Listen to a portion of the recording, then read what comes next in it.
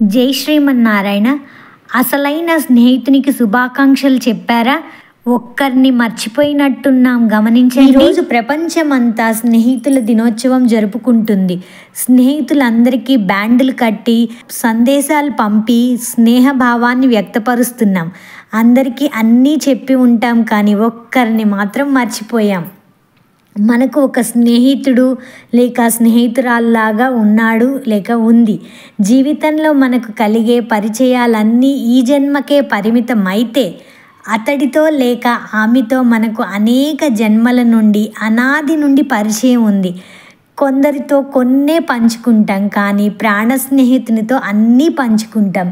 మనలో సగంగా భావించిన స్నేహితుడు వేరొక వ్యక్తి, కానీ మనలోనే ఒక స్నేహితుడు ఉన్నాడు. అతడు మన నుంచి వేరైన వాడు కాదు, మనకు అత్యంత సన్నిహితుడు. అతడు లేనిదే ప్రాణం కూడా ఉండదు, అంత దగ్గరివాడు.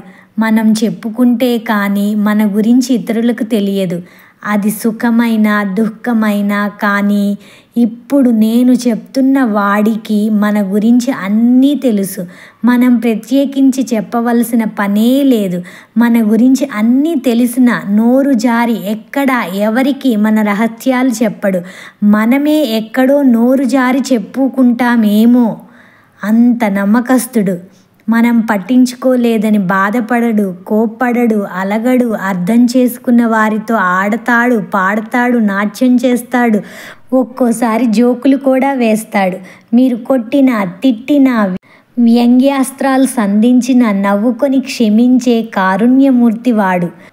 కుళ్ళు, కోపం, ద్వేషం, అనసూయ మొదలైన దుర్గుణాలే లేని సుగుణవంతుడు.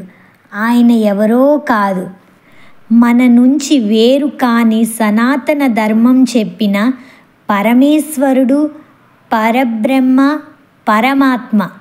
ఇప్పటికి మన పూజ గదిలో కూర్చొని ఎప్పుడు స్నేహితుల దినోత్సవ శుభాకాంక్షలు చెప్తామా అని ఎదురు చూస్తున్నాడు. పూజ గదిలో ఏంటి, మదిలో, హృదయ కుహరంలో ఇంకా ఎదురు చూస్తున్నాడు. ఇంకెందుకు ఆలస్యం, ఇప్పుడే చెప్పండి మరి. ఒకప్పుడు కుచేలుడు ఏమీ లేక అటుకులు ఇద్దామని తీసుకుని వెళ్ళి సిగ్గుపడుతూ అటుకులు దాచుకుంటే, నా కోసం ఏమీ తేలేదా అంటూ అడిగి మరీ అటుకులు తీసుకొని తనకంటే అధిక సంపద ఇచ్చాడు శ్రీకృష్ణుడు. తాను భగవంతుడై ఉండి కన్నీటితో ఒక మానవుడ మాతృని పాదాలను కడిగాడు. ఎందుకు? కేవలం తన పట్ల స్నేహభావంతో మెలిగినందుకు, జీవితాంతం గుర్తుంచుకున్నందుకు.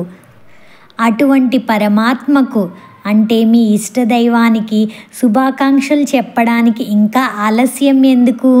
ఇంకా మీరు చెప్పలేదేమే అని ఎదురు చూస్తున్నాడు. ఇప్పుడే చెప్పండి. ఆనందంతో, ప్రేమతో, నిన్ను మర్చిపోలేదు. అందరూ నా మీద కోపగించుకున్నా నాకు ఎప్పుడూ తోడుగా ఉంటూ నాతో పాటు అన్ని జన్మలు కలిసి ప్రయాణం చేసిన పరమాత్మ, నీకు స్నేహితుల దినోత్సవ శుభాకాంక్షలు అని చెప్పండి. మీకు ఎవరు ఇష్టదైవమో వారికి చెప్పండి. సఖ్యం నవవిధ భక్తి మార్గాలలో ఒకటి. ఇది సనాతన హిందూ ధర్మంలో పుట్టిన వారికి మాత్రమే ఉన్న అవకాశం. అన్య మతాల్లో దైవాన్ని సఖ్యతతో పొందే అవకాశం అవి ఇవ్వలేదు. అక్కడ దైవం అంటే ఒక కోపిష్టి తండ్రి, నమ్మని వారిని, తనను ఎదురు ప్రశ్నించిన వారిని నరకంలో పడవేసే ఒక విధమైన శక్తి. ఆయన మదిలో, హృదయంలో ఉండడు. పూజా గదిలో కూడా ఉండడు. ఈ సృష్టిలో కూడా ఉండడు. ఎందుకంటే ఆయన సర్వాంతర్యామి కాదు. ఆయన ఆ సృష్టికి దూరంగా ఎక్కడో దేనికి అంటకుండా ఉంటాడు. కానీ మన సనాతన ధర్మంలో పుట్టిన మనం చాలా అదృష్టవంతులం. మనకు నవవిధ భక్తి మార్గాలు ఉన్నాయి. ఇందాక మనం చెప్పుకున్న దైవ లక్షణాలు అనగా కోపం లేనితనం, విమర్శించినా పట్టించుకోని వ్యక్తిత్వం, మీరు ఎంత దూషించినా ఇంకా మిమ్మల్ని ప్రేమిస్తూనే ఉండే లక్షణం, ఇవన్నీ మన ధర్మం ప్రతిపాదించిన భగవంతునికే ఉన్నాయి. సో మనం చాలా అదృష్టవంతులం. అందుకే హిందువులుగా జన్మించాము. ఆ అవకాశాన్ని వదులుకోవద్దు. ఆయనతో ఆడి పాడి అంతరాలను తొలగించుకొని ఆయనలో ఐక్యమవుదాము. అందరికీ స్నేహితుల దినోత్సవ శుభాకాంక్షలు. Happy friendship day. సర్వం శ్రీకృష్ణార్పణమస్తు.